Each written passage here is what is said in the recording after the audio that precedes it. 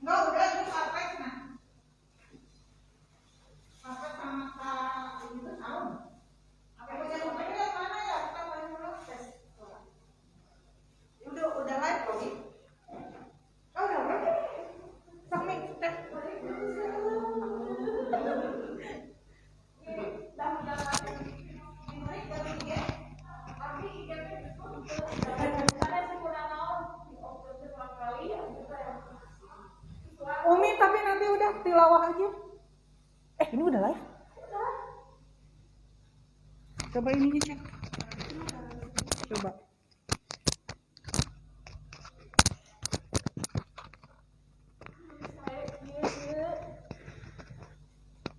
Ininya di mana? Harusnya di mana? Kumaha?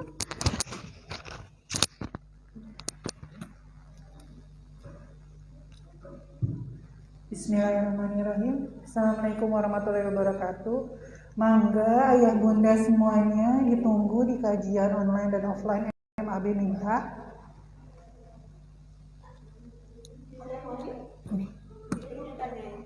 Kumaha suaranya?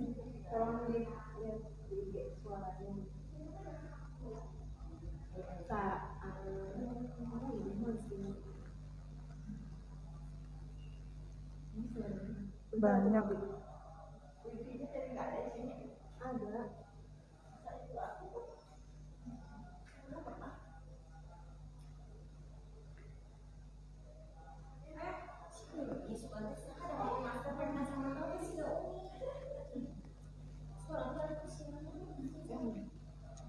Bismillahirrahmanirrahim, ibu-ibu.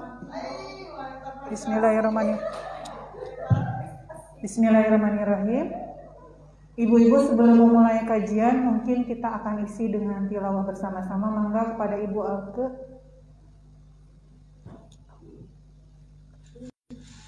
Suaranya gimana?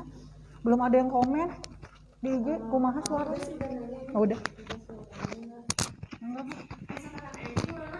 Tuh, itu tuh.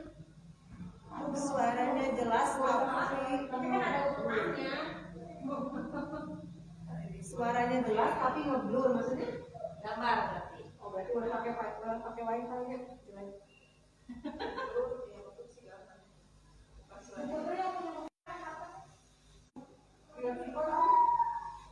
Oh iya, karena ibunya.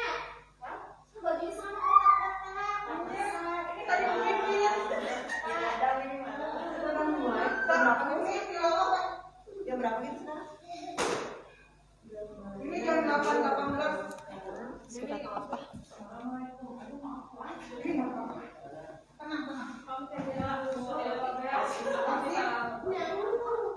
Hari ini libur dulu Bu Suryatinya, tapi terus kita kan ada program. Oh iya betul. Oh, kafe aja. Data acara yang sehingga harapnya di aku coba tes suara. Suara sekarang tolong dicek dong. Dicek suaranya, IG-nya tolong dicek. Bismillahirrahmanirrahim. Assalamualaikum warahmatullahi wabarakatuh. Bismillahirrahmanirrahim. Assalamualaikum warahmatullahi wabarakatuh. Wa kafa billahi syahida asyhadu an la ilaha illallah wa asyhadu anna muhammadan abduhu alladzi la nabiyya ba'd. Alhamdulillah, amin. Sebelum kita mulai kajian ini, kita buka dengan tilawah Al-Quran. Kita buka dengan surah Al-Kahfi ya, surah ke-18. A'udzu billahi minasyaitonir rajim. Bismillahirrahmanirrahim.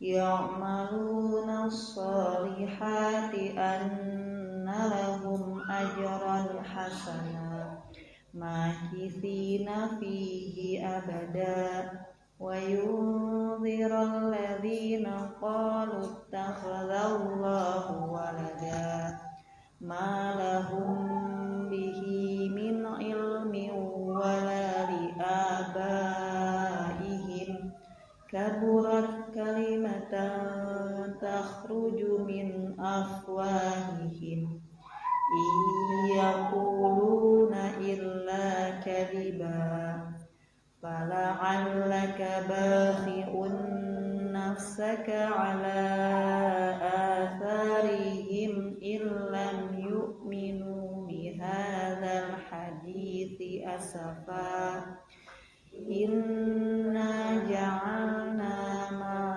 على الأرض زينة لها لنبلوهم أيهم أحسن عملا وإنا لجاعلون ما عليها صعيدا جرزا أم حسبت أن أصحاب الكهف والرقيم كانوا من آياتنا عجبا إذ أوى الفتية إلى الكهف فقالوا ربنا آتنا من لدنك رحمة وهيئ لنا من أمرنا رشدا فضربنا على آذانهم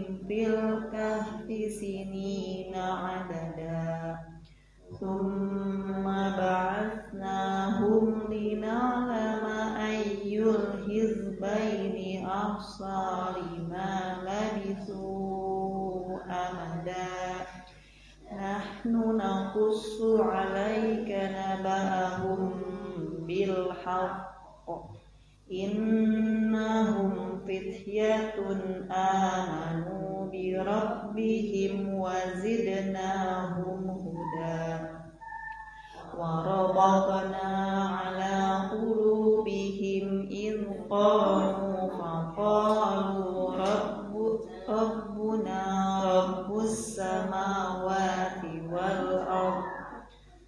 والأرض لن ندعو من دونه إلها لقد قلنا إذا شططا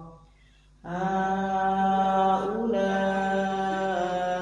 قوم اتخذوا من دونه آلهة لولا يأتون عليهم بسلطان بين فمن أظلم ممن افترى على الله كذبا وإذ اعتزلتموهم وما يعبدون إلا الله فأووا إلى الكهف ينشر لكم ربكم من رحمته ويهيئ لكم من أمركم مرفقا وترى الشمس إذا طلعت تزاور عن كهفهم ذات اليمين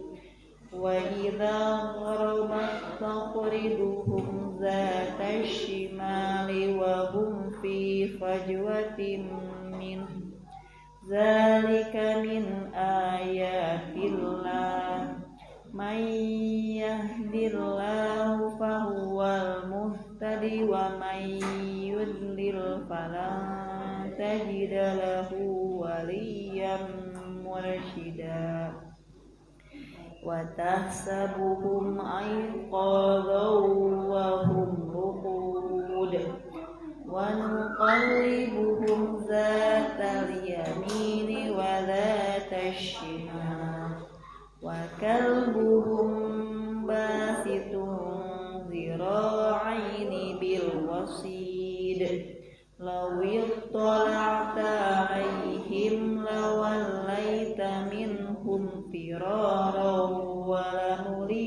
منهم رعبا وكذلك بعثناهم ليتساءلوا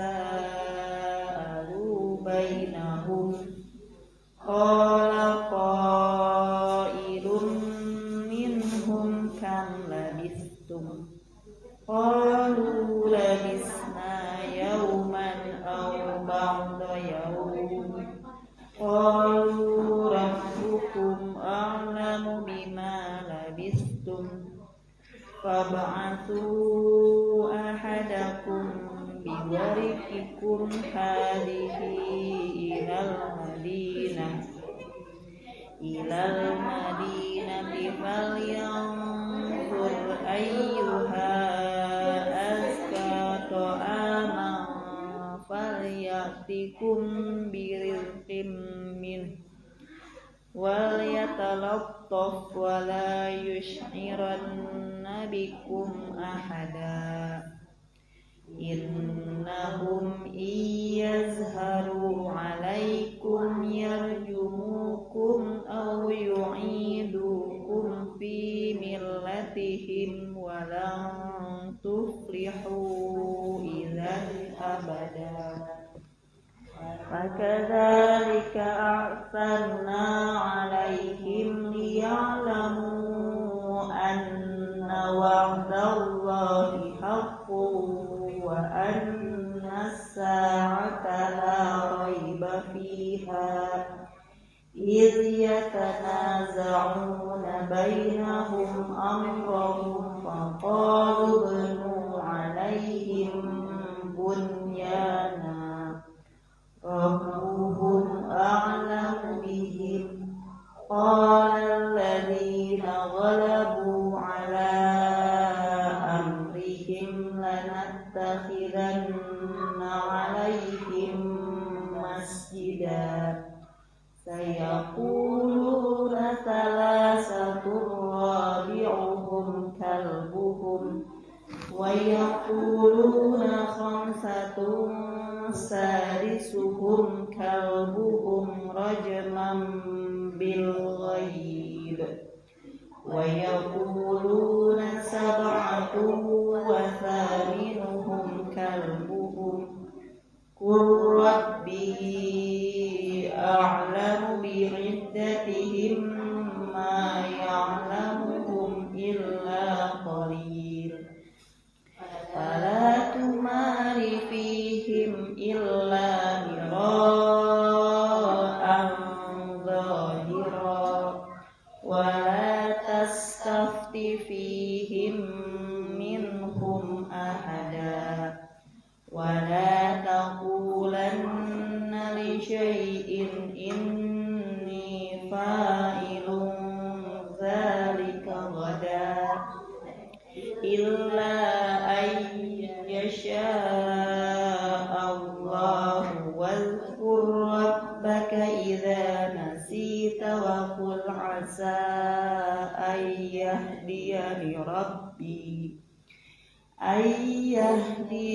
ربي لأقرب من هذا رشدا ولبثوا في كهفهم 3 سنين وازدادوا 9 قل الله أعلم بما لبثوا له غيب السماوات والأرض أبصر به وأسمع ما لهم من دونه من ولي ولا يشرك في حكمه أحدا واتل ما أوحي إليك من كتاب ربك لا مبدل لكلماته ولن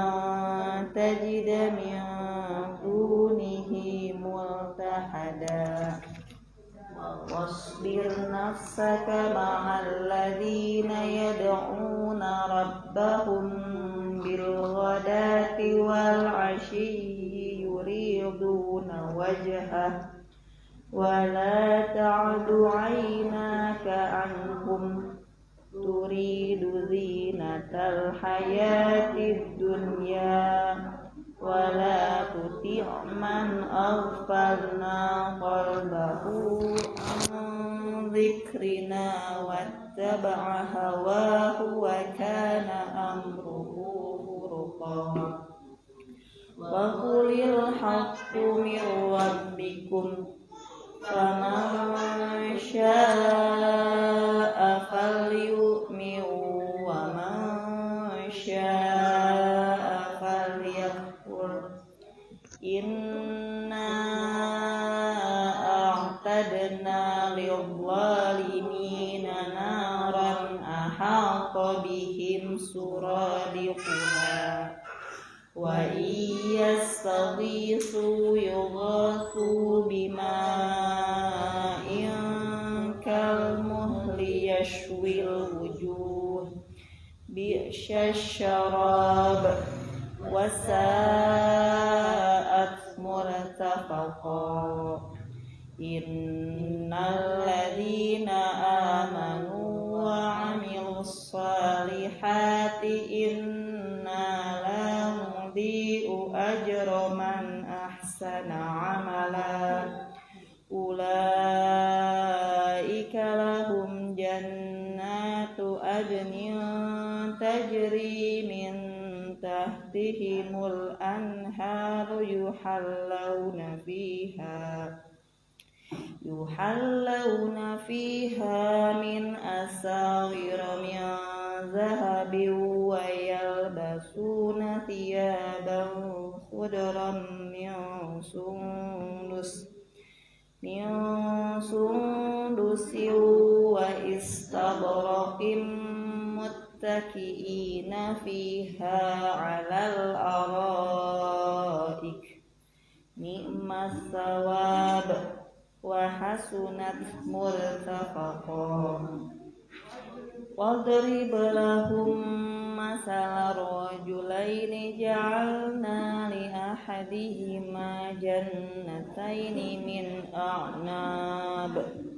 من أعناب وحففناهما بنخل وجعلنا بينهما زرعا كلتا الجنتين آتت أكلها ولم تظلم منه شيئا وفجرنا خلالهما نهرا وكان له ثمر فقال لصاحبه وهو يحاوره أنا أكثر منك مالا وأعز نفرا ودخل جنته وهو ظالم لنفسه قال ما أظن أن تبيد هذه أبدا وما أظن الساعة قائمة ولئن رددت إلى ربي لأجدن خيرا منها منقلبا قال له صاحبه وهو يحاوره أكفرت بالذي خلقك من تراب ثم من نطفة ثم سواك رجلا لكن هو الله ربي ولا أشرك بربي أحدا ولولا إذ دخلت جنتك قلت ما شاء الله لا قوة إلا بالله إن ترني أنا أقل منك مالا وولدا فعسى ربي أن يؤتيني خيرا من جنتك ويرسل عليها حسبانا من السماء فتصبح صعيدا زلقا أو يصبح ماؤها غورا فلن تستطيع له طلبا وأحيط بثمره فأصبح يقلب كفيه على ما أنفق فيها وهي خاوية على عروشها ويقول يا ليتني لم أشرك بربي أحدا ولم تكن له فئة ينصرونه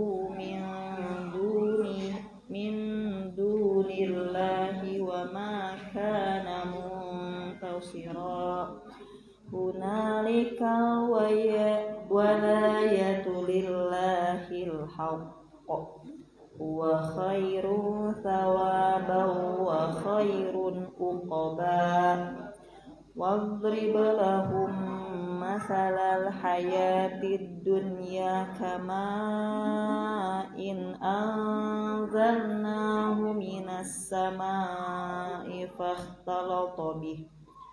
فاختلط به نبات الأرض فأصبح هشيما تذروه الرياح وكان الله على كل شيء مقتدرا المال والبنون زينة الحياة الدنيا والباقيات الصالحات خير عند ربك ثوابا وخير أملا ويوم نسير الجبال وترى الأرض بارزة وحشرناهم فلم نغادر منهم أحدا وعرضوا على ربك صفا لقد جئتمونا كما خلقناكم أول مرة بل زعمتم أن لن نجعل لكم موعدا ووضع الكتاب فترى المجرمين مشفقين مما فيه ويقولون يا ويلتنا ما لهذا الكتاب لا يغادر صغيرة ولا كبيرة إلا أحصاها ووجدوا ما عملوا حاضرا ولا يظلم ربك أحدا وإذ قلنا للملائكة اسجدوا لآدم فسجدوا إلا إبليس كان من الجن ففسق عن أمر ربه أفتتخذونه وذريته أولياء من دوني وهم لكم عدو بئس للظالمين بدلا ما أشهدتهم خلق السماوات والأرض ولا خلق أنفسهم وما كنت متخذ المضلين عضدا ويوم يقول نادوا شركائي الذين زعمتم فدعوهم فلم يستجيبوا لهم وجعلنا بينهم موبقا ورأى المجرمون النار فظنوا أنهم مواقعوها ولم يجدوا عنها مصرفا صدق الله العظيم.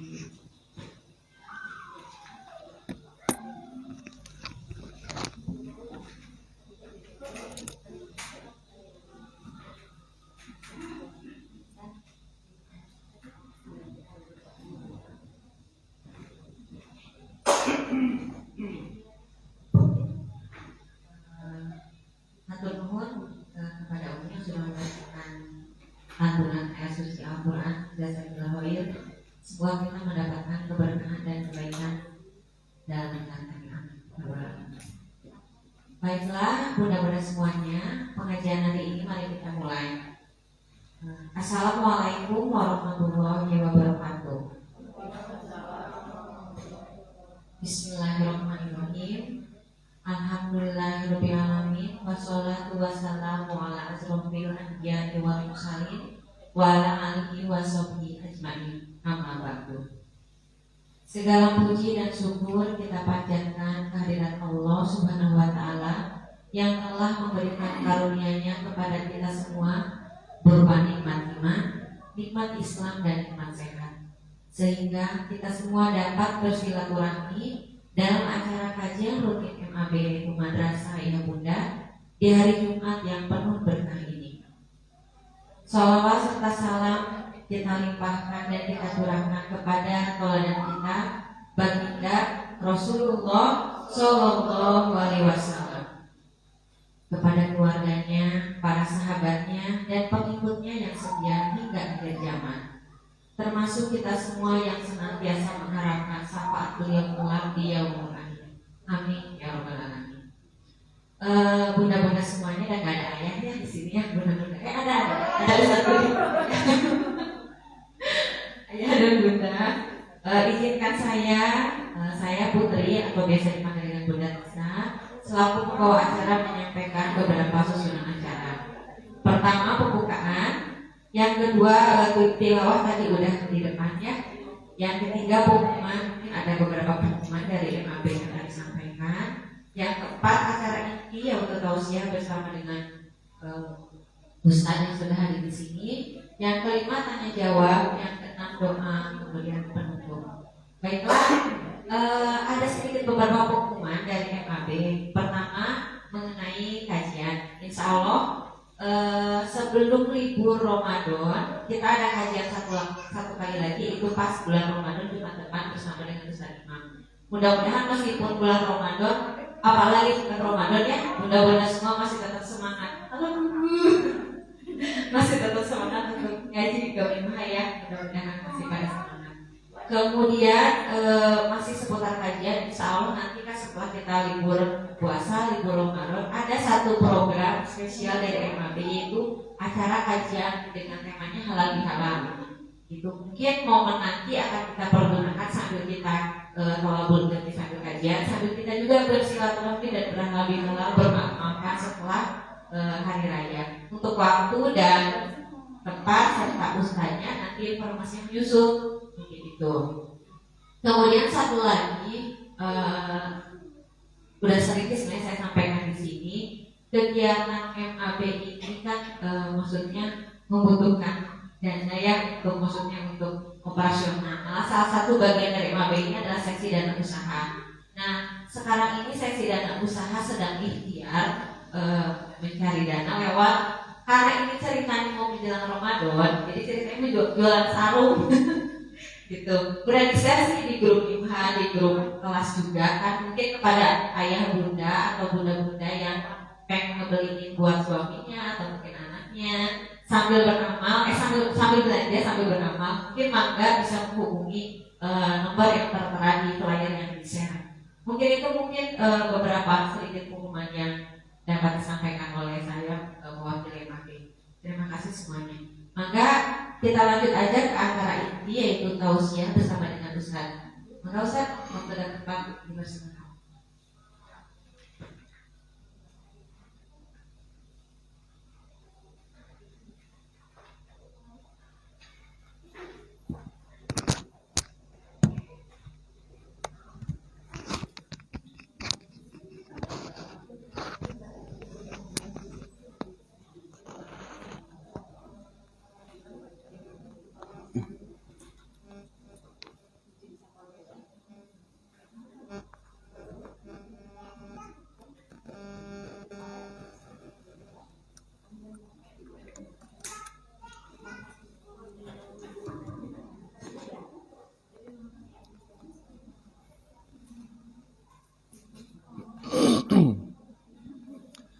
Innal hamdalillah nahmaduhu wa nasta'inuhu wa nastaghfiruh wa na'udzu billahi min syururi anfusina was sayyiati a'malina.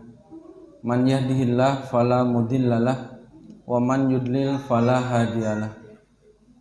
Asyhadu an la ilaha illallah wahdahu la syarikalah wa asyhadu anna Muhammadan abduhu wa rasuluhu alladzi la nabiyya ba'dah. Amma ba'du. Ibu-ibu jamaah ibu-ibu madrasah, ayah bunda daramang sadayana. Alhamdulillah. Luar biasa bersama MAP insyaallah manis sore. Amin ya rabbal alamin. Iya, sengaja kayaknya. Baik ayah bunda sekalian, baik yang hadir ataupun menyimak melalui media sosial, pada kesempatan ini kita kajian terakhir ya, memasuki Ramadan.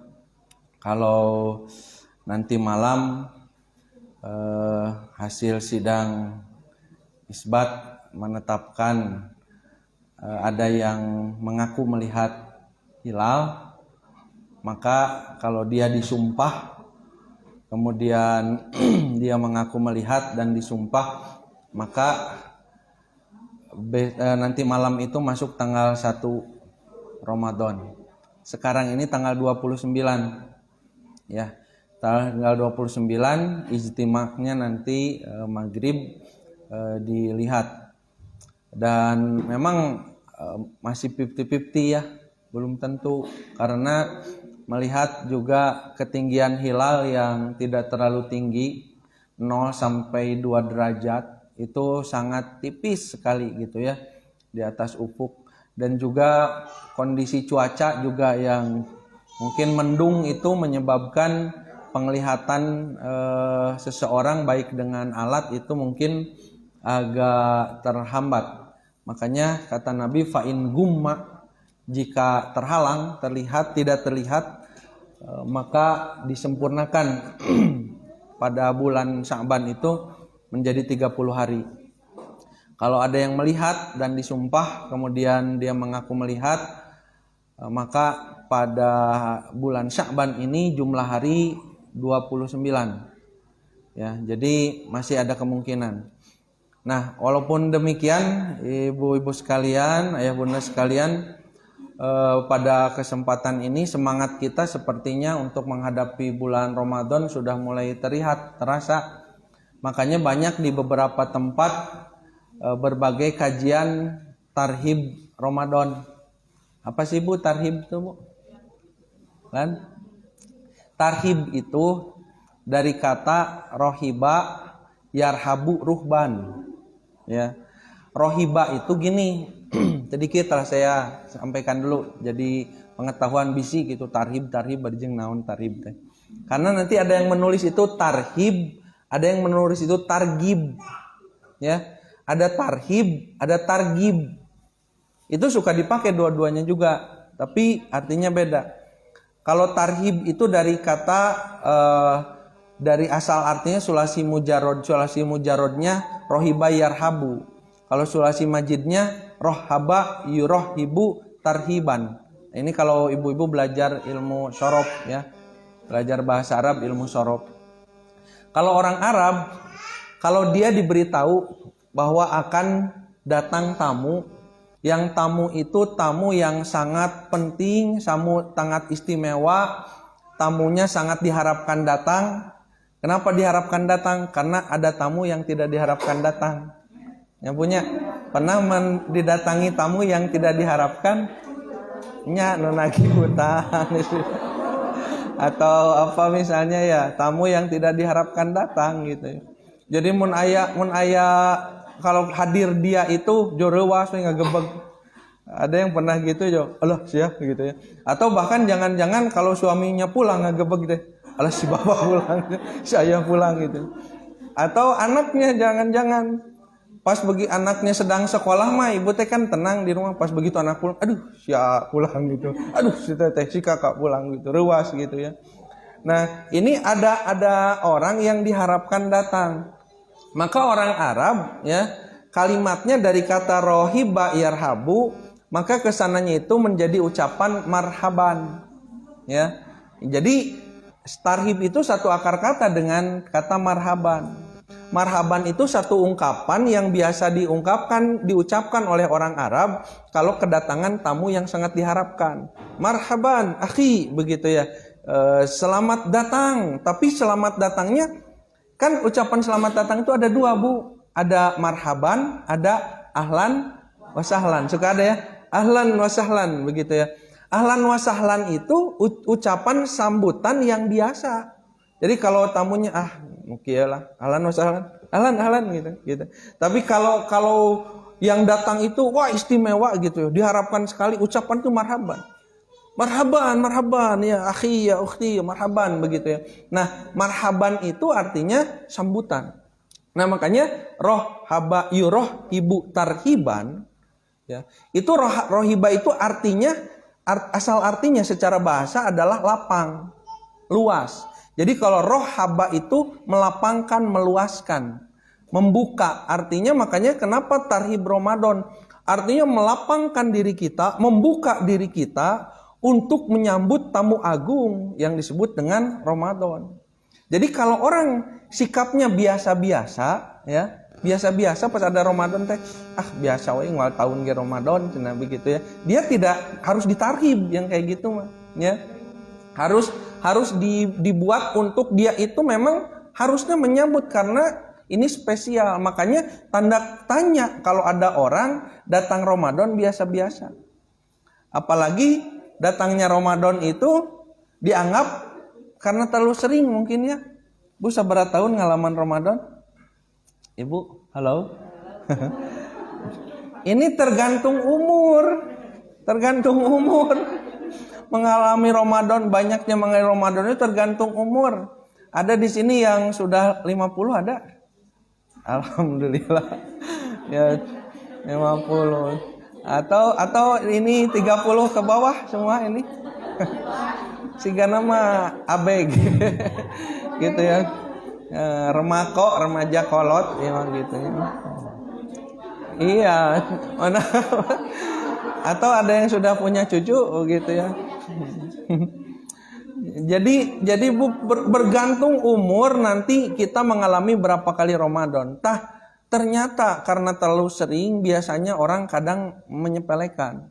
Tapi seorang yang beriman ketika dia datang bulan Ramadan maka tarhib ya. Dia dengan lapang menyambut ya kedatangan Ramadan begitu ya. Nah gitu. Nah, kemudian lanjut ya. Ramadan itu bagi kita, Bu, terutama bagi orang tua, karena sesi kajian kita pada siang hari, pagi menjelang siang ini adalah sesi parenting ya. Parenting nyambung sebetulnya dari kajian kitab kita prophetic parenting, pendidikan anak ala Nabi SAW. Nah, karena momennya Ramadan, Bu, coba kita ambil ya makna Ramadan, kita coba maknai Ramadan sebagai seorang pribadi muslim, mukmin dan juga sebagai orang tua. Ya, sebagai orang tua, terutama karena yang hadir di sini adalah semuanya para orang tua. Punya anak gitu ya, yang diberikan amanah oleh Allah Subhanahu wa taala, punya anak. Termasuk saya sendiri. Jadi apa yang akan kita bahas pada kesempatan ini, Ibu sekalian, ini juga bagian dari bagaimana kita menasehati diri, termasuk ucapan saya ini menasehati diri saya sendiri begitu, ya. Termasuk kita semua yang hadir di sini. Nah, Ramadan itu momentum, ya. Ada satu momen yang mungkin setahun sekali hadirnya gitu ya. Nah, momentum Ramadan ini salah satunya adalah sebagai momentum pembinaan, pendidikan untuk kita dan juga anak-anak kita. Ya, pendidikan. Kenapa kita harus mengambil momentum ini sebagai sarana pendidikan anak? Lagi-lagi ayah bunda sekalian, jangan lupa bahwa ketika kita punya anak, bukan sekedar kita itu dulu pengen punya anak. Aduh, kapan ya saya punya momongan waktu awal nikah ya, terus misalnya sama Allah teh dipending dulu beberapa bulan.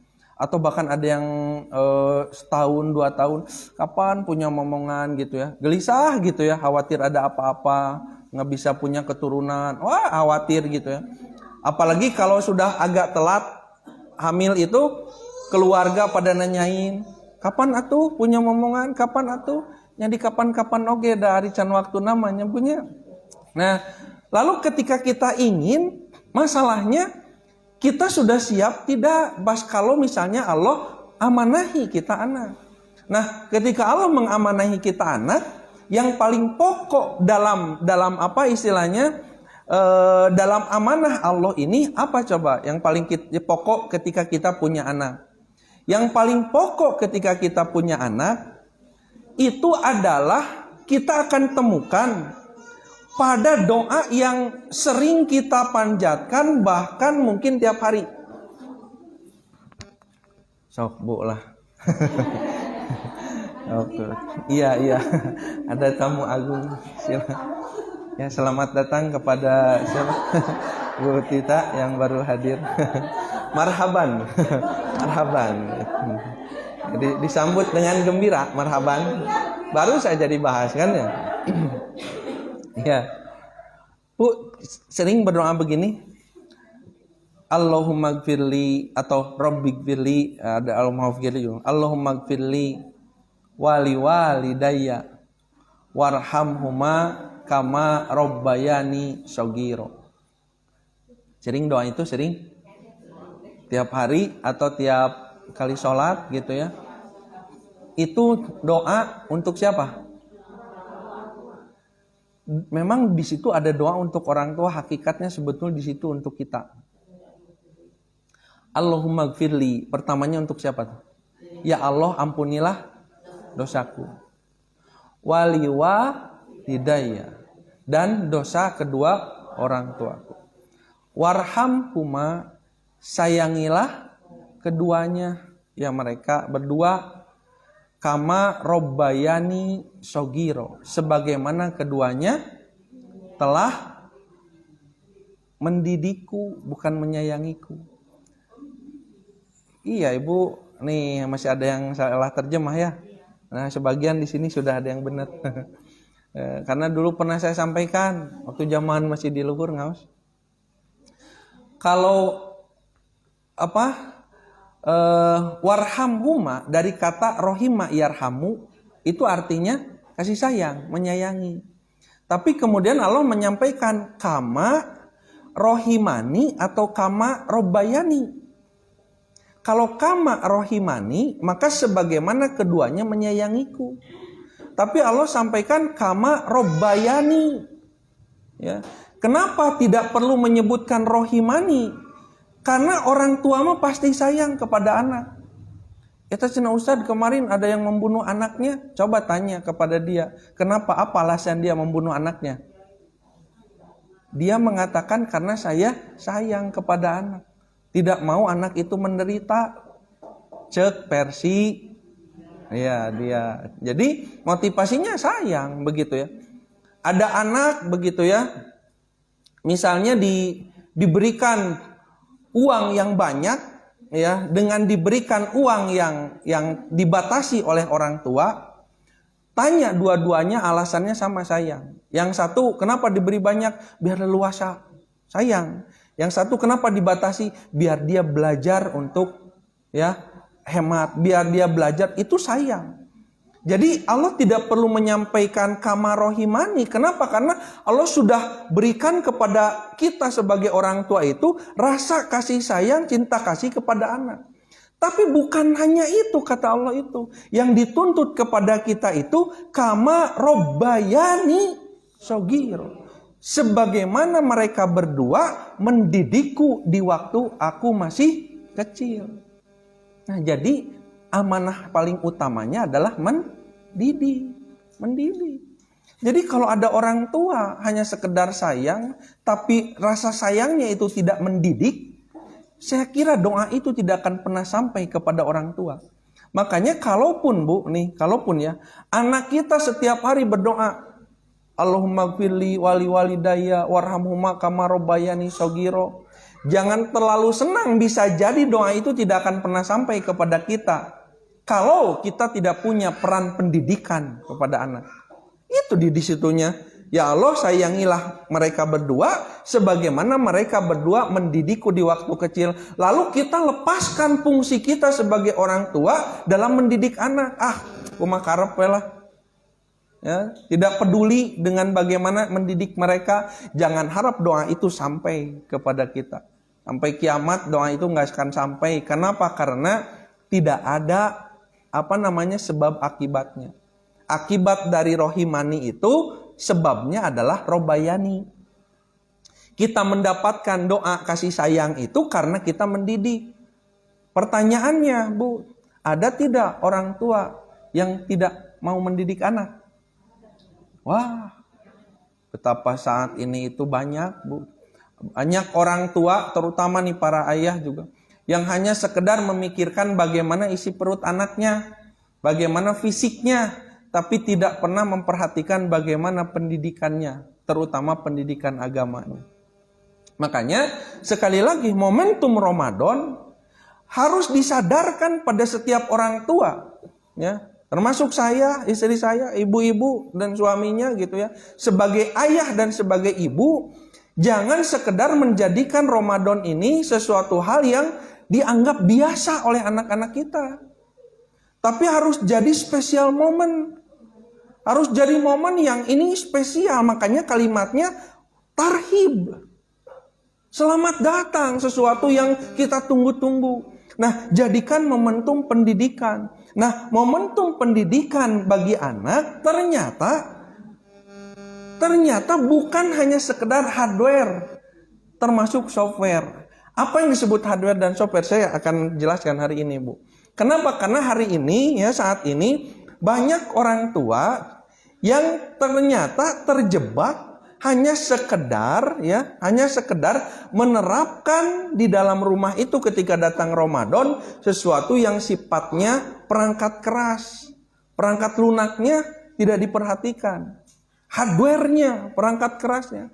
Apa yang disebut dengan hardware pada saat Ramadan ini? Contoh, sholatnya, saumnya, ngajinya, ya, infak, sodakohnya, kayak gitu-gitu ya. Itu hardware, perangkat keras. Tapi softwarenya apa? Softwarenya, Bu, coba pahami sebelum anak kita perintahkan untuk sholat, pernah tidak kita sadar ya bahwa kenapa dia harus sholat? Pernah tidak kita sadarkan kepada dia kenapa dia harus puasa Ramadan? Kenapa puasa Ramadan diwajibkan? Nah, kenapanya itulah software. Ingat hadis Nabi. Ketika Aisyah bertanya kepada Nabi, "Ya Rasulullah, wahai Rasulullah," gitu ya. Sabari dipencetan, Bu. Asok pencetan sampean caroge, ya, suami. Dipencetan. Ya. Pencetan, Bu. Kenapa? Karena kita akan tahu ya. Akan tahu kondisi suami pada telapak kakinya. Terpercaya gerasok perhatikan. Pijit kakinya, Bu. Di situ kita akan melihat banyak hal. Ya, kita akan melihat banyak hal. Sesuatu yang disembunyikan di gadget, Bu, pakai pola, itu semuanya nampak di kaki. Nggak percaya, Bu? Si Gano tara mencetan. Ini, Bu, ya, coba Siti Aisyah pijit kaki Nabi. Lalu apa yang nampak pada kaki Nabi? Aisyah melihat kaki Nabi pada saat itu membengkak. Baru bengkak gitu. Sampai Aisyah bertanya, "Ya Rasulullah," begitu ya. "Kakimu ini sampai bengkak, aku tahu penyebabnya apa." Penyebabnya adalah Rasulullah lama berdiri ketika sholat. sholat malam, tahajud. Tahajudnya itu lama. Nanti saya bahas ya, taraweh oge kumaha gitu ya. Lama. Bahkan di hadis Nabi kan ketika Aisyah ditanya oleh sahabat, "Wahai Aisyah, bagaimana sholat Rasulullah ya di bulan Ramadan?" Maka jawaban Aisyah apa? Sesungguhnya Rasulullah sholat malam ya di dalam Ramadan ataupun di luar Ramadan, menunjukkan sholatnya sama, sholat malam. Hanya ada yang di dalam Ramadan, ada yang di luar Ramadan. Di dalam Ramadan disebutnya Qiyamu Ramadan, taraweh gitunya. Di luar Ramadan disebutnya Qiyamul Lail atau tahajud. Eta kene.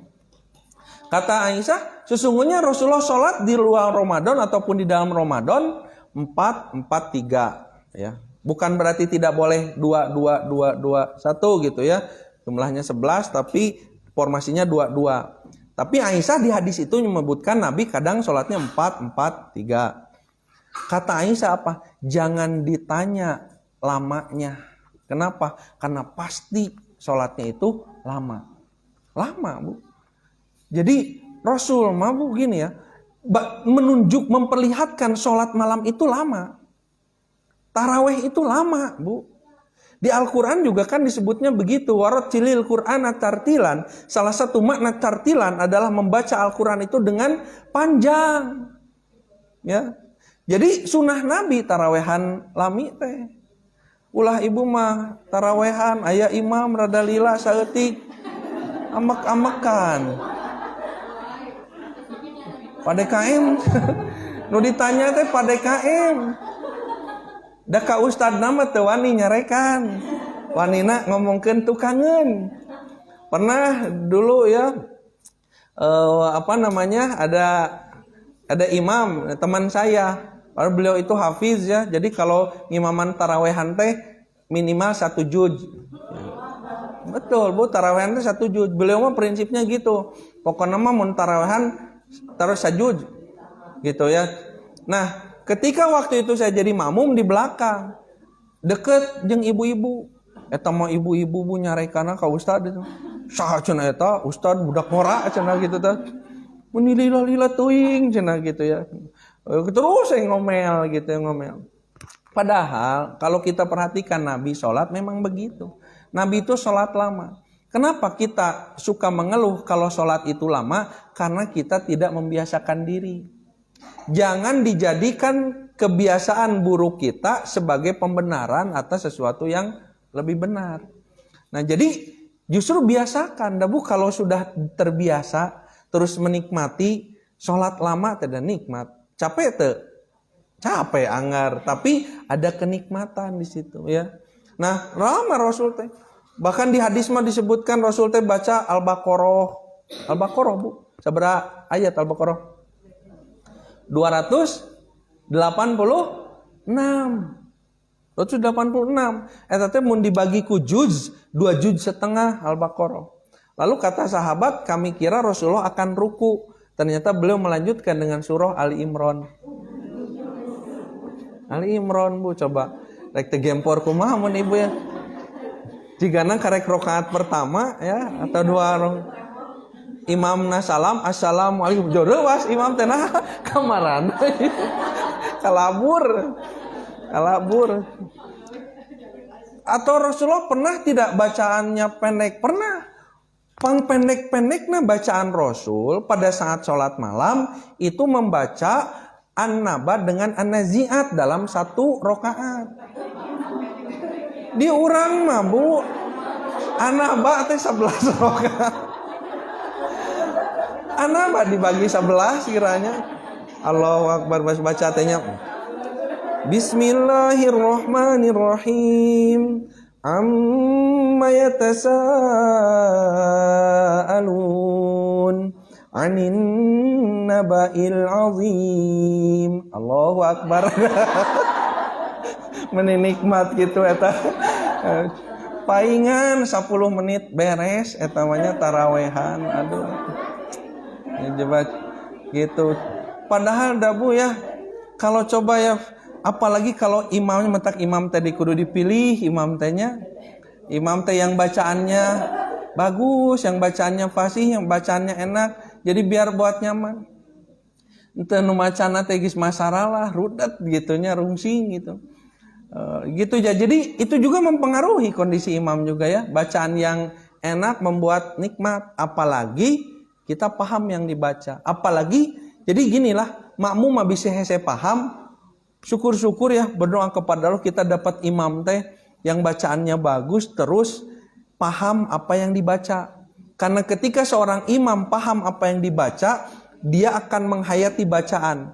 Bagaimana intonasi pada saat membaca ayat-ayat yang menyedihkan, ayat-ayat yang menakutkan, ayat-ayat yang menggembirakan, itu akan lain.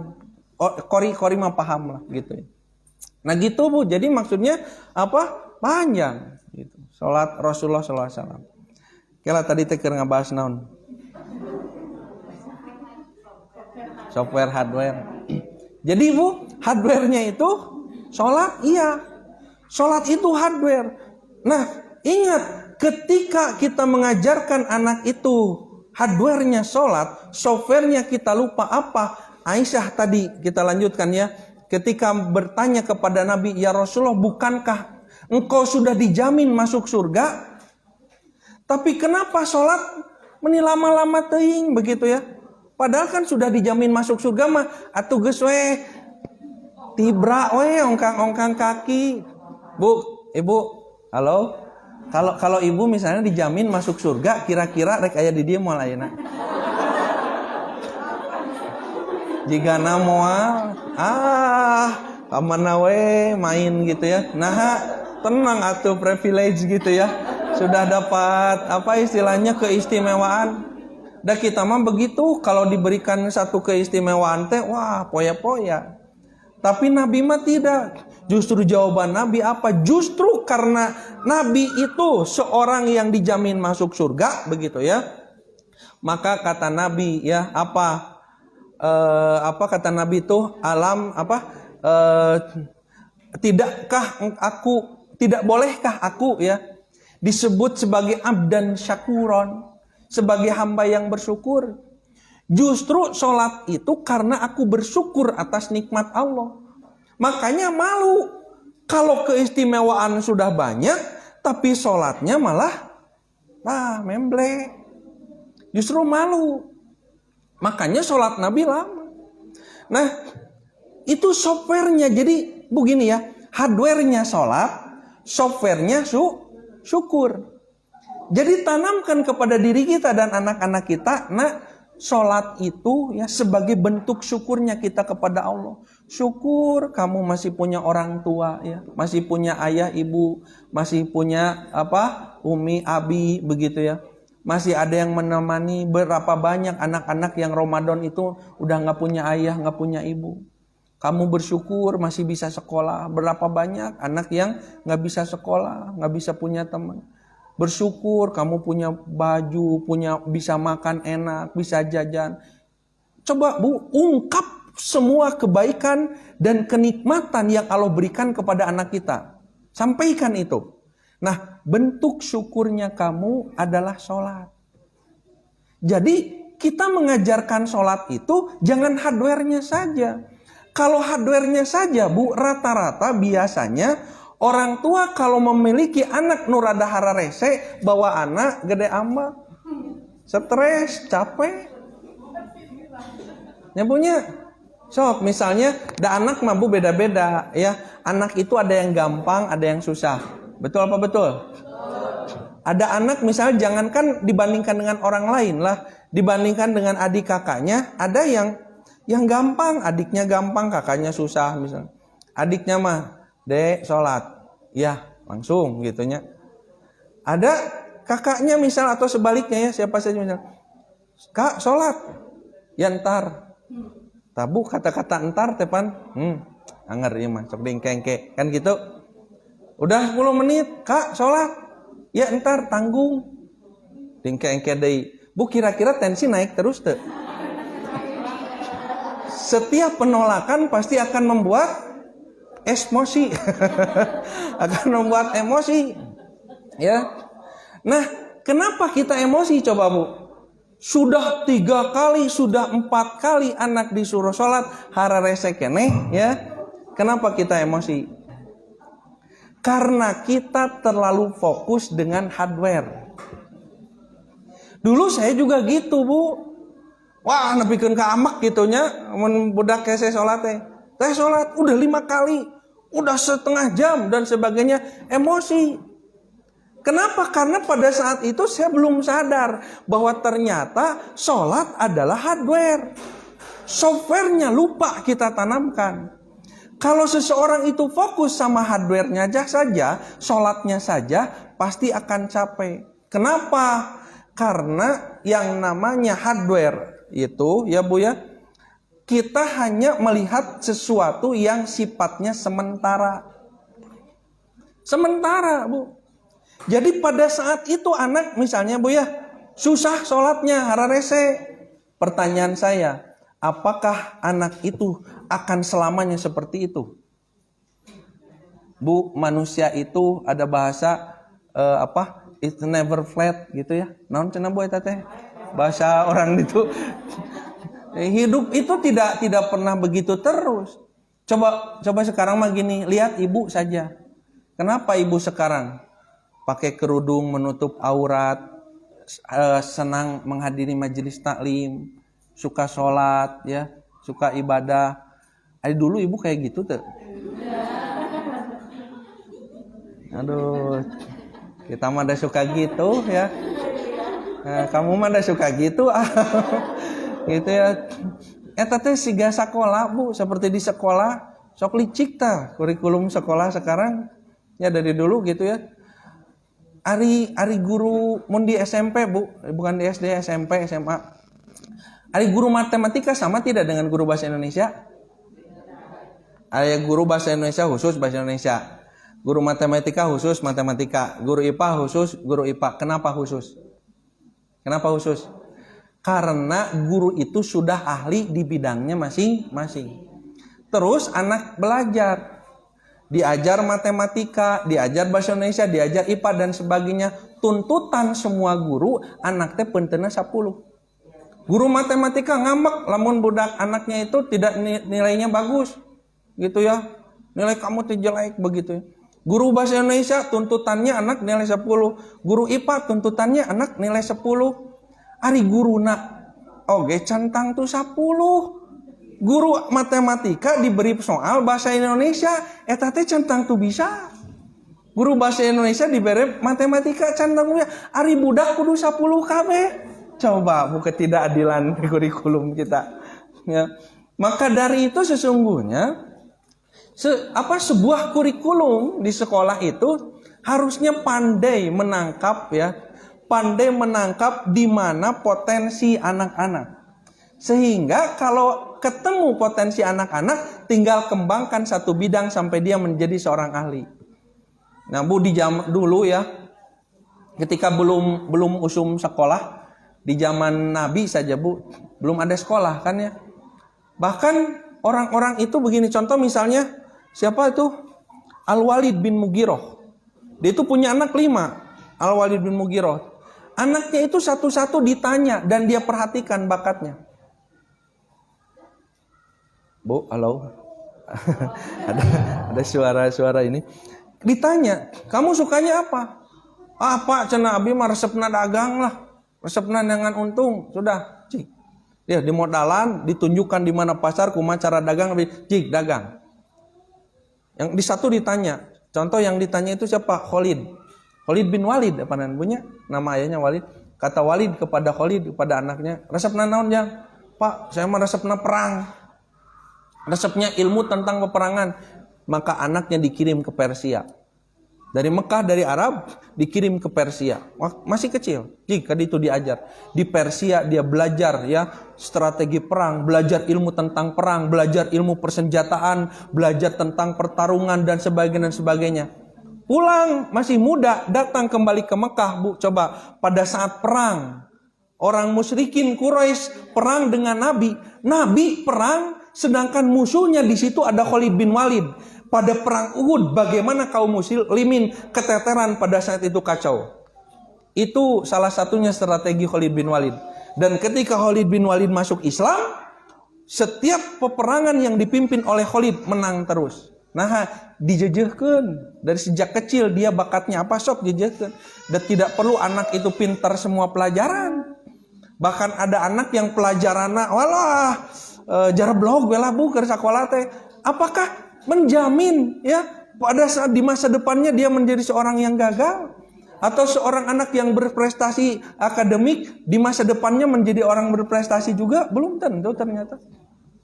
Ya, jadi kepandaian mencari apa namanya bakat ya, potensi yang dikembangkan. Jadi tidak perlu semuanya. Dan kenapa masing-masing anak itu termasuk kita ya beda-beda dalam hal potensi diri. Nah, sama dengan karakter juga sama. Ada yang karakternya itu mudah gitu ya, ada yang susah. Makanya sikapnya juga lain, beda. Contoh dalam hal membangunkan anak. Bu, anak-anaknya beda-beda nggak pas dibangunin? Ada yang susah nggak dibangunin? Ada yang mudah? Bu, caranya beda. Caranya beda, nggak bisa disamain. Contoh nanti ya, kita akan membangunkan anak-anak sahur. Fenomena membangunkan anak sahur. Ada anak yang kalau dibangunkan teh bu ngope pang, wah gitu, main. Ada yang kayak gitu ada.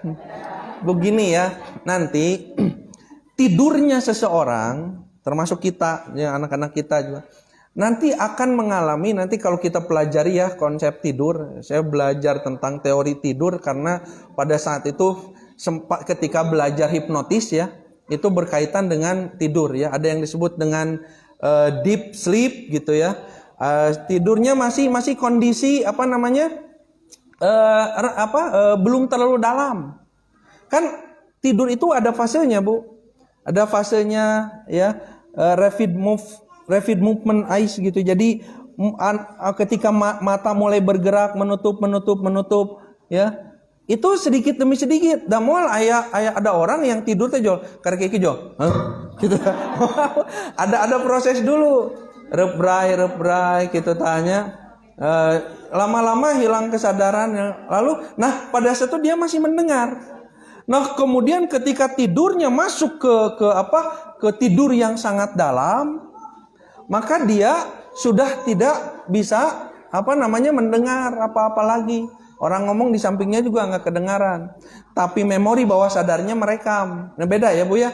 Bu, antara pendengaran kita ya, yang pada saat itu langsung diakses oleh otak ya, ada nanti yang masuk kepada memori bawah sadar. Memori bawah sadar itu walaupun orang tidur itu akan terekam. Dan tidak disadari oleh orangnya. Hanya kenapa dia tiba-tiba satu saat berbuat A, B, C, D, itu didorong oleh memori bawah sadar yang dia tidak pernah menyadari informasi itu masuk ke telinganya. Itu didapatkan ketika masuk ke dalam kondisi tidur yang sangat dalam. Makanya jadikan kesempatan. Kalau anak itu ketika bangun susah dinasehatin, ya ngabalieur we dinasehatin teh. Nah kayak gituannya, gitu ya. Atau omongan kita teh kayak nggak didengar lah gitu ya. Bukan masuk telinga kanan keluar telinga kiri. Eta teh asup-asup acan mental. Mental. Jabu gini ya, kalau misalnya kita jadi orang tua, makanya ya jadi orang tua teh harus super power teh ya begini. Kadang tapi kitanya terbatas gitu ya. Kadang orang tua yang tidak cakap dalam komunikasi ya, itu sulit untuk memberi nasihat ke anak. Bahkan yang sudah pandai saja, pandai pidato, pandai ceramah ya. Orang-orang kalau ceramah dipikeun kamar rencerong gitu. Da anaknya mah cantang tuh pas bapana keur menasehati teh, wah ayah luar biasa. Kamana we hari-hari padahal ratusan orang, ribuan orang kalau ayahnya pidato, bu, wah semua bagus.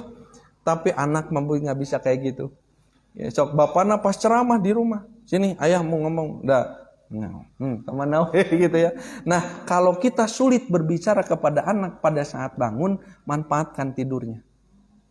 Ketika dia tidur ya, tidur terlelap, sok ngaharewos. Mau ngomong apa ibu teh? Nah, teh, kamu teh mending kayak ibu teh gitu ya. Sok ngomongin. Acuna Pak Ustadz kayak orang gila begitu atau gimana ngomong sendiri? Enggak, Bu. Bawah sadar si anak itu merekam. Nah, ya, ibu amanahkan kamu sholat, jaga gitu. Ibu amanahkan akhlak yang baik dan sebagainya. Sampaikan.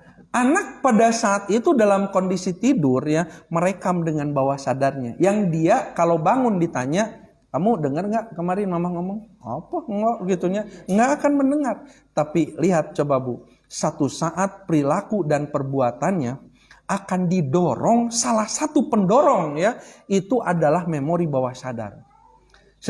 Coba gini Bu, memori bawah sadar itu gini ya.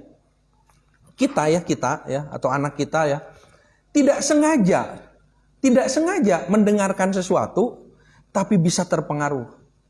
Ya, coba gini, dia lagi misalnya kita lagi apa gitu ya, tapi di sekitar kita mendengar musik, ada dengan suara musiknya gitu, suara musik, dan tanpa disadari coba kaki jual uget-ugetan, yang kikian gitu ya, itu tanpa disadari, itu bawah sadar. Jadi seseorang bergerak nanti dia bergerak dan berperilaku. Salah satu pendorong perilakunya adalah ketika memori bawah sadarnya menggerakkannya. Makanya pantas ada seorang ibu ya begitu yang jarang ketemu anaknya karena dia seorang single parent ya. Suaminya sudah meninggal, dia harus membesarkan 7 orang anaknya. Tapi 7 orang anaknya ini sukses Bu. Sukses. 5 orang lulus ITB sampai jadi orang. Yang 2 orang jadi dokter dan sebagainya. Lulus. Tapi si ibu ini pergi ke pasar ya. Sebelum subuh, gak pernah ketemu dengan anaknya pada saat bangun. Kemudian sudah dari pasar dia kemana gitu ya, mencari apa namanya nafkah gitu untuk menafkahi anak-anaknya sampai bisa sekolah. Pulang ke rumah malam, anaknya sudah tidur. Si ibu ini gak pernah bisa ngobrol ketemu sama anak secara langsung, mungkin hanya lewat telepon gitu ya. Tapi apa Bu yang dia lakukan setiap pulang dari rumah, kalau anaknya sudah tidur, pasti dia menyempatkan waktu masuk ke kamar anaknya, dia membisikkan kata-kata ke dalam telinganya. Nah, maaf ya, ibu nggak sempat ketemu sama kamu gitu ya. Ibu gini. Ibu cerita, curhat pada anaknya, di telinga anaknya yang direkam. Bu, anak-anaknya tidak ada sampai dewasa menjadi anak yang kemudian dia menyimpang perilakunya. Bahkan mereka anak-anak sukses gitu ya. Ke ibunya memuliakan luar biasa. Ketika anak-anak sudah sukses, ibunya tidak pernah dibiarkan menderita, anaknya tidak pernah membuat anak ibunya menangis begitu. Kenapa? Ternyata perilaku anak didorong oleh memori bawah sadarnya yang nasihat dari ibunya, curhatan dari ibunya disampaikan ke telinganya ketika dia tidur. Nah, ini alternatif. Kalau kita susah gitu ya ngenasihatin anak pada saat bangun, dalam munkir hudang mah ngenasihatannya sok bari emosi. Anu salat mihara rese nyarekan. Namanya nasihat kalau dibawa dengan cara ya menyudutkan, dengan cara menghakimi, dengan cara keras, jangan harap nasihat itu bisa masuk. Boro-boro bawah sadar Bu gitu ya, yang ditangkap oleh anak dengan otak reptilnya, yang ada malah ngelawan atau membalik-balikan. Mama juga gitunya. Jadi apa ya? Osok ribut dengan anak. Ribut dengan anak itu, ku ibu masuk dibahasakan begini, saya tuh sudah menasehatinya. Pertanyaannya itu ngenasehatan atau nyarekan? Udah beda Bu ya. Makanya kenapa nasihat itu dibawanya begitu ya? Ada yang disebut nanti di otak itu gelombang alfa ya. Itu memudahkan anak menerima kondisi-kondisi menyenangkan. Tapi kondisi marah, kondisi emosi itu susah gitu. Nah makanya daripada pas ya ribut Bu, sudah saja mending tahan napas ya. Gitu ya, tarik napas dalam-dalam, buang gitu ya. Eta teh latihan agar tidak stres pas mendidik anak. Apalagi Ramadan. Geus mah lapar, gitu ya. Jadi emosi teh Bu gampang naik Bu. Ya. Nah, makanya jangan terlalu fokus kepada hardware-nya. Nah, sholat, sok Bu ya. Kalau anak memang sudah tahu wajibnya sholat, ya, walaupun dia menunda-nunda waktu sholat diengke-engke, bakal sholat. Asal ibu kawal terus sampai sebelum lewat waktunya, kawal terus. Nanti juga dia sholat gitu. Hanya butuh sabarnya kita di dalam mengulang-ulang. Tah, tong make emosi, tong jangan pakai apa istilahnya dengan amarah. Kalau dengan amarah, anak memang berdiri sholat. Tapi sambil menggerutu, sambil amek-amekan, sabari molotot ka ibu teh. Sabari ngabaeudan. Masa Bu sholat bari baeud ka kolot. Dia kehilangan ruh dari sholat itu. Aku teh mau gitu. Pas sholatna teh udah beres sholat gitu ya. Kan harusnya tanha anil fahsya'i wal munkar sholat teh ya, mencegah perbuatan keji dan munkar. Lewat ke ibunya gitu. Ibuna oge kamu harus padahal sudah sholat. Ternyata sholatnya hanya sekedar hardware. Perangkat kerasnya sholat, perangkat lunaknya ya luput dari kita. Akibat karena kita fokus kepada hardware, yang ada jadi emosi. Coba Bu, coba kita inikan dulu, luruskan dulu ya. Kitanya dulu gini. Kalau nyuruh anak sholat itu agar anak menjadi anak yang bersyukur. Sampaikan ke anak dengan lembut gitu ya. Nah, sholat, kamu teh bersyukur ya. Begini-gini gitu sholat. Si anaknya, ya ntar. Kan, nggak apa-apa. Sampai dia tunda-tunda. Sampai dia berkali-kali, berulang-ulang kali. Nepi ke 10 kali. Kalau ibu paham ya. Setiap seorang ibu, seorang ayah ya, mengajak anaknya sholat. Maka itu akan mendapatkan pahala. Bu, apalagi anaknya belum balik. Anak sudah balik juga sama, orang tua dapat pahala. Kan kayak anak belum balik, disuruh sholat. Dia sholat dapat pahala nggak? Anak itu belum balik, sholat dapat pahala nggak? Halo? Anak belum balik itu dia tidak punya tanggungan, tidak punya taklif. Mau dia sholat, nggak akan dapat pahala. Dia nggak sholat, dia nggak dosa. Anak belum balik. Tapi ketika ibu menyuruhnya sholat, siapa yang dapat pahala? Ibu tidak nyuruh sholat, si anak sholat sendiri. Ibu dapat pahala tidak? Pahala tinu naon? Pan nggak nyuruh sholat, si anaknya sholat sendiri. Paling punya pahala dari kaidah yang umum. Kan saya yang melahirkannya, gitu. Kan dapatnya pahala secara umum. Tapi ketika itu ada semua ibu juga dapat ya. Tapi ketika ibu menyuruh sholat, ada tambahan pahala tidak? Tambahan pahala jasa apa tadi? Mendidik. Jadi jangan ditanya melahirkan mah, ya. Karena selain melahirkan apa tadi di doa yang tadi? Robayani, mendidik di waktu kecil. Ada nyuruh sholat yang mendidik bukan? Mendidik, dapat pahala. Dapat pahala. Si anak hidang bahasa Sunda nama. Jadi tidak perlu disuruh sudah gajelang we kana salat teh, can adan ge salat gitu nya.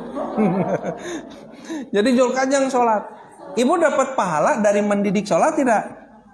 Tidak, karena dia sudah mandiri sendiri. Tapi ketika kita perintah anak itu salat, nak salat hiji tah menang pahala. Si anak ternyata menunda, nyangke cenah. Ya entar gitu kan bahasa anak. Sudah beberapa menit, Bu. Sudah beberapa menit diulang lagi. Nah, sholat itu udah 10 menit. Dapat pahala lagi tidak? Jadi semenang sabar tah? 2. Ya entar ke setengah jam. Nah, sholat. Dapat pahala lagi tidak? 3 tah. Sampai 10 kali dapat pahala berapa? 10. Ibu teh dina bulan Ramadan geus menang 10 pahala menyuruh anak sholat. Keheula. Sabar, keheula. Keheula, Bu. Tong curhat, keheula. Jadi menyuruh sholat mendapat pahala, kalau tidak ya tidak dapat pahala. Jadi kalau ingin banyak pahala, mending si anak nanti hararese. Semakin anak susah, semakin banyak pahala, betul tidak? Ya, betul ya. Jadi mending anaknya susah, mending anaknya mudah. Jadi nggak mau pahala gitu. Tuh, Bu. Jadi ternyata, coba perhatikan, ternyata semakin susah anak, semakin berat kita mendidik, semakin sabar kita mendidik, semakin mengulang terus dalam mendidik, semakin banyak pahala kita. Semakin banyak pahala kita, semakin berguguran dosa kita. Jadi harus marah tidak? Nah, pertanyaan tadi. Nah, rasa marah, rasa gemes gitu ya, rasa jengkel itu ya, menghilangkan pahala.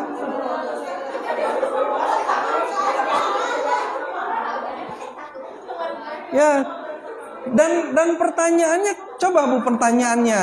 Saya nanya saja satu gini. Kenapa harus marah? So, jawab. Kenapa harus marah?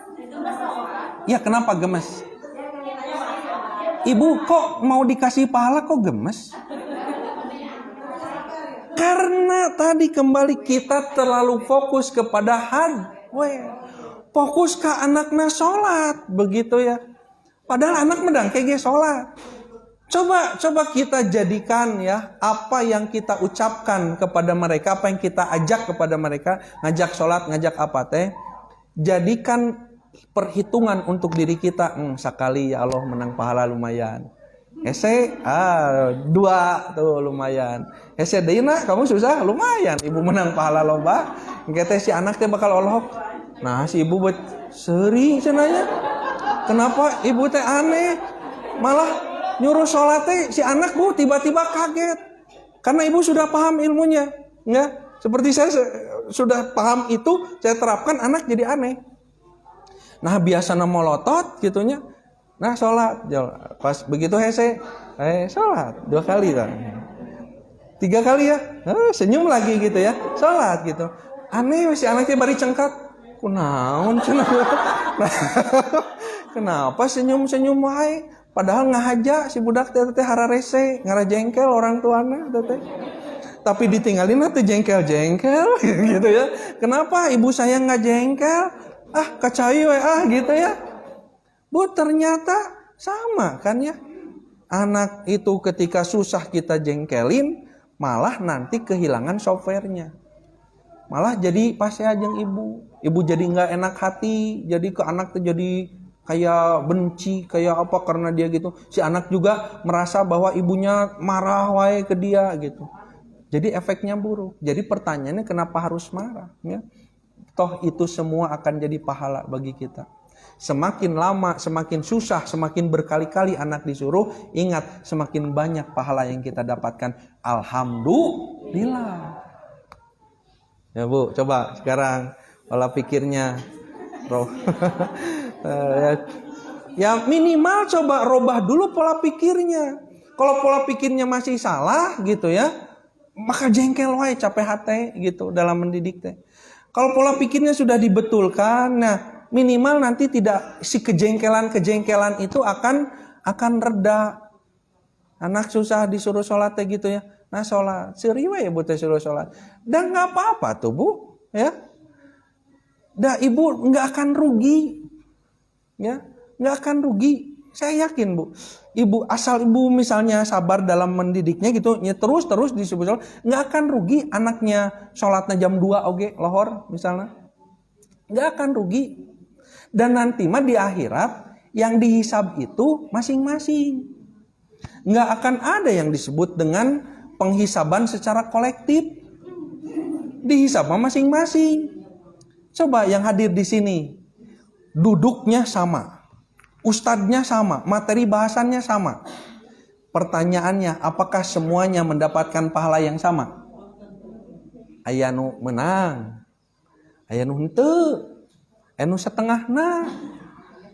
Tergantung seberapa serius di dalam mengerjakan ibadahnya. Enggak tiba-tiba semua yang ada di sini menang pahala, bro, semua sama. Enggak. Semua akan bergantung kepada niatnya, kesungguhannya, beda-beda. Orang sholat berjamaah sama masjid, imamnya sama, jenis sholatnya sama, misal sholat maghrib, bacaan itu juga, ya. Apakah pahalanya sama? Beda. Ada yang sholat tapi dia justru mendapatkan dosa karena sholatnya itu. Kenapa? Bisa jadi sholatnya bukan karena Allah, ya, karena kemunafikan. Ada yang sholatnya dapat nilainya kalau 0 sampai 100 misalnya dapat nilainya 80. Khusyuk penghayatannya, bacaannya bagus, kaifiatnya benar. Ada yang nilainya 50, nah tata caranya benar, bacaannya benar, henteu khusyuk salatna. Anu menang 40. Kenapa? Khusyuknya enggak, bacaannya salah. Anu menang 30, khusyuknya enggak, bacaannya salah, kaifiatnya juga harus banyak dibetulkan. Anu menang 20. Beda-beda. Nah, di rumah tangga juga sama.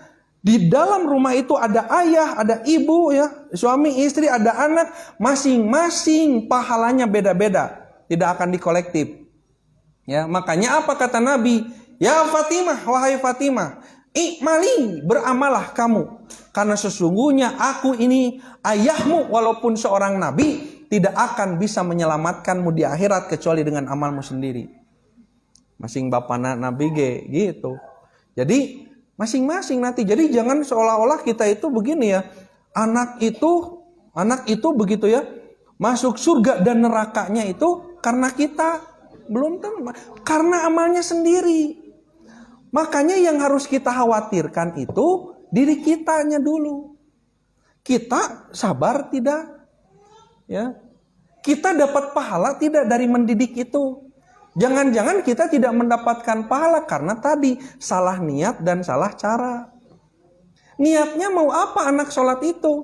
Ya, sekedar menuntut anak berdiri untuk menggerakkan badannya sambil bibirnya manyun gitu ya, sambil marah, itu maksudnya bukan. Sholat itu intinya adalah mengajak anak bersyukur. Kalau anak bersyukur bahkan satu saat puncaknya adalah ibu sudah tidak capek menyuruhnya sholat karena sudah tumbuh kesadaran untuk sholat.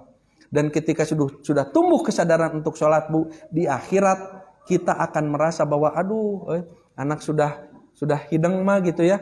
Ibu teh ternyata kehilangan banyak pahala. Halo, ini kenapa ini pada merenung gini? Ya, kita akan kehilangan banyak pahala. Coba bertunggu ketika apalagi anak sudah dewasa, dia sudah pergi dari rumah, dia sudah punya keluarganya sendiri. Berapa banyak nanti kita akan kehilangan pahala ya ketika kita mendidik mereka. Nyuruh sholat dapat pahala, anaknya udah nggak ada, udah pergi, kita nggak punya lahan dakwah lagi ke anak untuk nyuruh sholat. Nanti kita dapatkannya di bidang-bidang yang lain, gitu. Jadi nikmati, menyuruh anak sholat itu nikmati. Kalau kita menikmatinya, Bu ya, mual stres ibu teh, mual stres, nggak akan banyak curhat mengeluh, nggak, pasti malah akan menikmati. Nah sholat gitu ya, yantar, tenang nih, hiji pahala. Nah sholat, yantar, dua, gitu ya Bu gitu ya, nikmati saja gitu, tilu, nggak apa-apa gitu, nggak apa-apa. Ya, saya jamin Bu, nggak apa-apa gitu ya, nggak apa-apa anak-anak menunda sholat itu pahalanya buat kita gitu. Bismillah. Ya, iya gitu. Ya Bismillah, Bismillah, Bismillah. Ya nggak betul Bismillah, Bismillah. Sama Bu, saya juga butuh proses, bisa mulai menenangkan diri itu butuh proses gitu ya. Apalagi ibunya. Istri gitu ya, istri. Kalau saya sampaikan begini, nyalah gitu ya. Kenapa? Karena yang lebih banyak berinteraksi di rumah ya ibu gitu ya. Ibu begitu ya. Jadi ya memang cara membantu ibu ya, apa yang saya sampaikan ini mudah-mudahan membantu. Setidaknya jadi tidak capek kita itu karena salah hardware gitu. Nah, jam seberapa ya? Masih ada. Jangan ada yang nanya lah ya, saya tamatkan nih. Saya tahu ibu pasti banyak pertanyaannya. Karena banyak masalahnya. Hidup no masalah unggul. Ini Bu, saya nih di laptop Bu. Ini ada beberapa halaman yang saya bahas baru 4 baris. Ya seberapa halaman coba. Ya, belum lagi apa tadi? Salat, hardware-nya salat. Hardware-nya saum. Ya.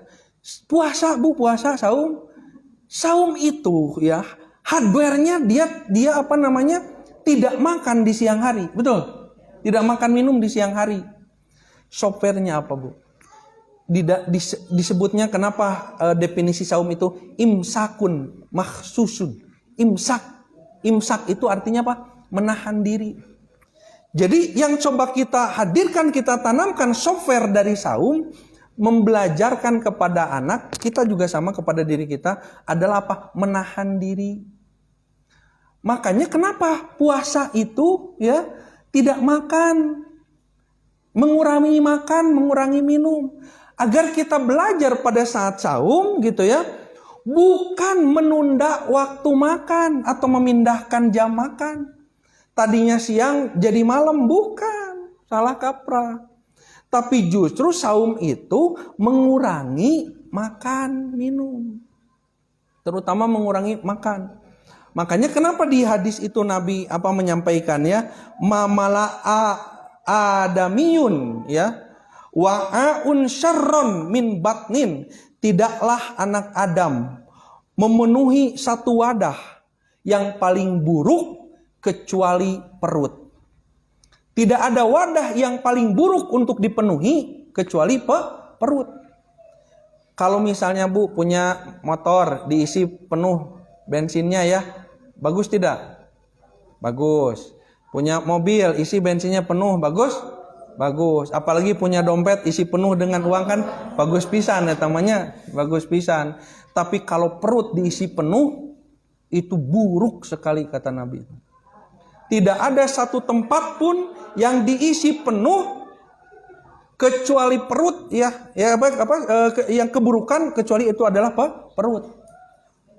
Buruk mengisi perut dengan penuh itu. Makanya kata Nabi andai kata ya makan itu cukuplah sekedar menegakkan tulang punggungmu agar bisa berdiri, bisa beraktivitas, bisa ibadah, cukup. Tong mak gemul, rewog. Siga warga RW 0 genep. Rewog, RW 0 genep, rewog eta teh. Ya. Begitu Bu. Makanya kata Nabi kalaupun engkau tidak cukup sesuap dua suap, nyesok ditambahan oge teu naon. Tapi sepiring ya nggak apa-apa. Tapi harus bisa mengukur si pejit cenah istilah namanya. Mengukur perut. Kata Nabi apa? Sulusun ya li to'amihi, sepertiganya untuk makanan. Wasulusun li sarobihi, sepertiganya untuk minum. Wasulusun li nafasihi, sepertiganya untuk udara oksigen. Tah jangan diisi penuh. Kamu diisi penuh kemerdekaan, kemerdekaan. Nah, yang terjadi adalah orang banyak sukses puasa tidak makan di siang hari, tapi gagal begitu masuk waktu maghrib.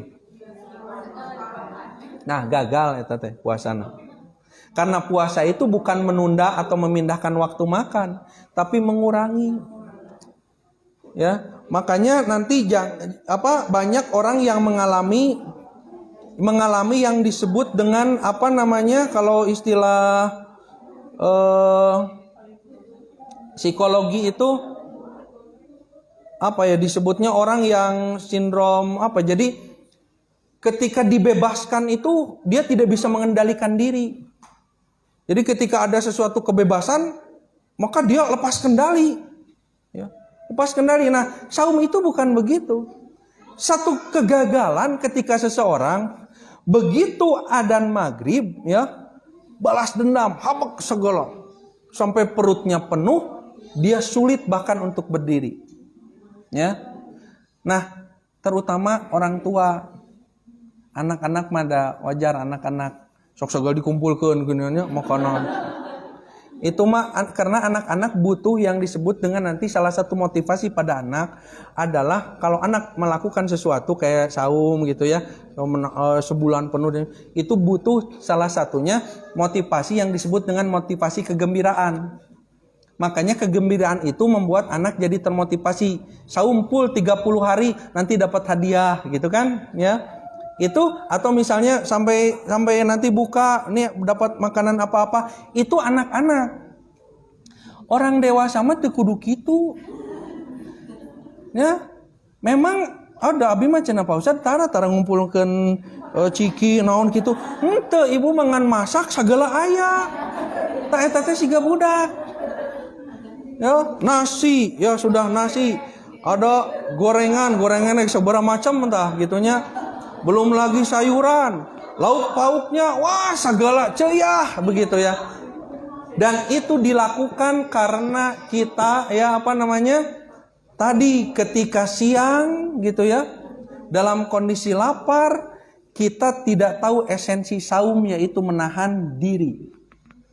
Justru sebulan kita saum, dilatih menahan diri, bukan menunda, Bu. Oh cenah ayeuna beurang mah teu bae lapar. Pokona mangke buka ya aya daging, aya rendang, aya cenah gitu begitu. Itu saum gagal, Bu. Saum gagal. Justru saum itu mengurangi makan. Akibatnya kalau orang mengurangi makan secara hitungan pragmatis resiko, Bu, harusnya pengeluaran itu berkurang bertambah. Harusnya berkurang, kenyataannya malah nambah. Berarti coba hitung, kalau nanti Ramadan setiap tahun kieu wae teu robah wae gitunya. Gagal, Bu. Gagal. Harusnya justru Ramadan itu resiko biaya itu berkurang. Kalau ternyata bertambah, maka manajemen ibadah saumnya itu gagal. Pak Ustadz, kenapa menyebut gagal? Saya berani mengatakan gagal karena justru kita kehilangan dari esensi saum yang disebut dengan imsakun, menahan diri. Kita banyaknya bukan menahan diri tapi menunda. Itu makanya cukup saja da buker lapar mabunya begitu makan ya, itu semacam juga satu macam cukup. Bahkan nanti yang itu juga nggak kemakannya ini, berapa banyak dosa lagi yang kita buat dari kemubadiran makanan. Ya, kemubadiran makanan, berapa banyak makanan yang dibuang di saat bulan Ramadan. Saya kadang menangis, Bu, dalam hati itu ya. Kalau di masjid saja ketika takjil, makanan coyah begitu, dimakan sisanya banyak lalu terbuang. Pulang ke rumah, yang di rumah belum kemakan. Mi ini gimana? Mau diangetin lagi, diangetin kan nggak sehat ya. Makanya mulailah sok coba manajemen saum itu sekali lagi menahan diri, bukan menunda makan. Karena kalau sekedar menunda makan, siang hari kita berhasil, malam hari kita gagal. Ya. Karena sekali lagi perut itu ada batasannya. Walaupun segala macam makanan ada, nggak akan masuk semua, Bu, nggak. Ya. Makanya coba di manage ya, semacam dua macam udah selesai lah gitu ya. Kalau anak-anak mau ngumpulkan ciki permen bayarin lah anak-anak. Dan kita juga memang harus latihkan ke anak-anak juga gitu ya. Biar tidak seperti kita udah dewasanya. Ya. Jangan mengulang kesalahan. Jangan mengulang kesalahan. Gitu ya. Ini kalau saya bahas lagi, Bu, saja mendei, tapi waktunya 5 menit lagi.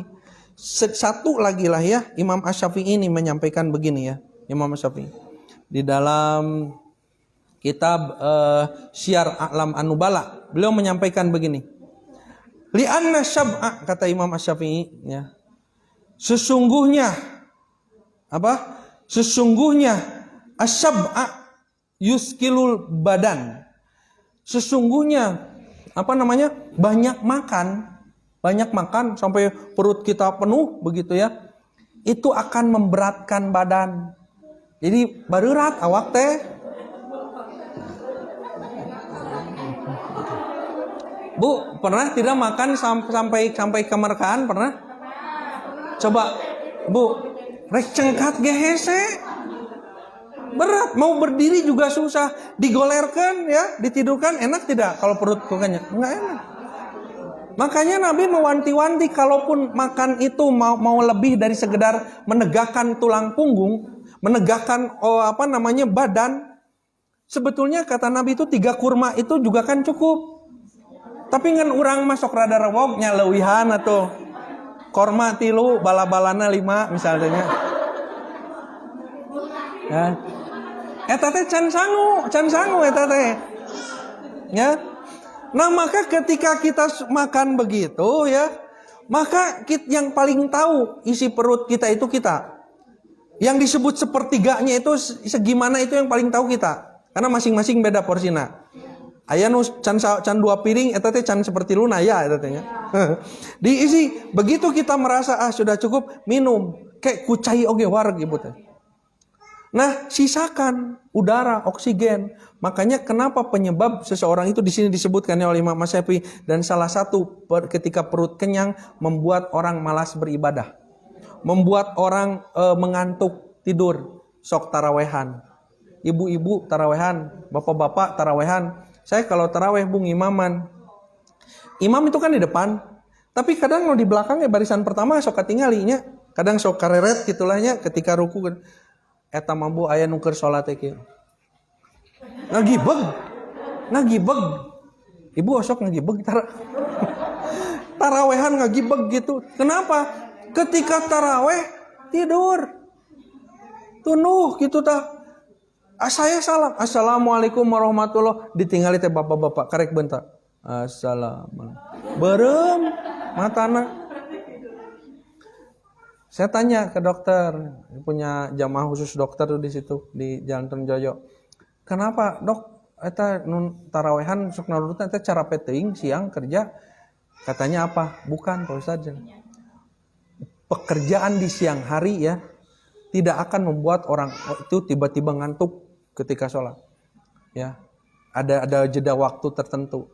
Tapi kekenyangan pada saat buka itulah yang menyebabkan orang itu ngantuk ketika taraweh.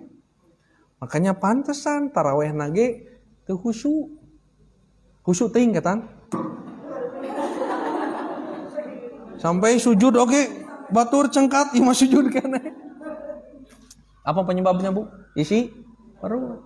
Jadi sekali lagi hardware-nya memang tidak makan minum di siang hari, tapi software-nya adalah apa? Menahan diri. Ya, belajar menahan diri, mengurangi makan, ya, mengurangi makan. Dan lihat nanti faedahnya, ada kitab khusus bagaimana yang disebut dengan setengah dari ilmu kedokteran, kata Imam Ibnu Hajar Al-Asqalani, itu termaktub di dalam ayat Al-Qur'an tentang kulu washrobu wala tusrifu, makan minumlah dan jangan berlebihan. Ayat itu setengah dari ilmu kedokteran. Kenapa? Karena kebanyakan penyakit disebabkan oleh apa yang masuk ke dalam perut. Setengahnya gitu. Nah, Bu, itu dua heulanya. Hardware dan software, salat, saum. Belum nanti infak, belum nanti menutup aurat. Menutup aurat apa softwarenya, Bu? Menutup aurat. Anak menutup aurat, ya. Tapi kenapa ketika dia sudah besar, dia buka auratnya dan bisa jadi softwarenya tidak terinstall. Hardwarenya, iya pakai kerudung hardwarenya. Tapi berapa banyak saat ini orang yang pakai kerudung tapi bukan karena menutup aurat. Tapi karena tren. Hardwarenya nutup, pakai kerudung hardwarenya. Tapi softwarenya tidak dapat. Apa software dari menutup aurat? Software dari menutup aurat itu rasa malu. Rasa malu. Makanya nanti harus dilatihkan rasa malu. Orang kalau tidak ada rasa malu begitu ya, dengan mudahnya buka tutup aurat. Karena memakai kerudungnya kalau tidak atas dasar malu kepada Allah Subhanahu wa taala karena membuka auratnya, ya, maka satu saat dengan mudah bisa membuka kembali kerudung. Karena softwarenya tidak terinstall. Nanti kita belajar banyak ibadah yang kadang gagal di software, ya. Fokus kepada hardware. Akibatnya yang nyuruh juga tadinya stres, marah dan sebagainya gitu. Karena kita tidak paham software. Demikian dulu yang bisa disampaikan, mudah-mudahan bermanfaat. Insya Allah kalau ada umur kita lanjutkan kembali ya. Demikian Ibu sekalian ya, jangan bertanya lah. akan waktunya sudah habis. Ya, saya tahu ibu-ibu banyak pertanyaan, tapi mudah-mudahan ini menyebabkan kerinduan di antara kita lah ya. Jadi maksudnya biar kita sering ngaji lah gitu. Demikian, mudah-mudahan bermanfaat. Nanti Bu kepenasarannya insya Allah di sesi lain ya. Atau mungkin satu saat mah kieu orang ngabahas 15 menit terus sisanya mah tanya jawab gitu ya. Nah gitulah ya. Ini dah wajah masalah hungkul itu ditinggal itu. Wajah masalah hungkul aduh. Jadi tidak akan pernah kekurangan lah dengan pertanyaan. Demikian ibu sekalian, aku qouli hadza astagfirullah li wa lakum. Wassalamualaikum warahmatullahi wabarakatuh.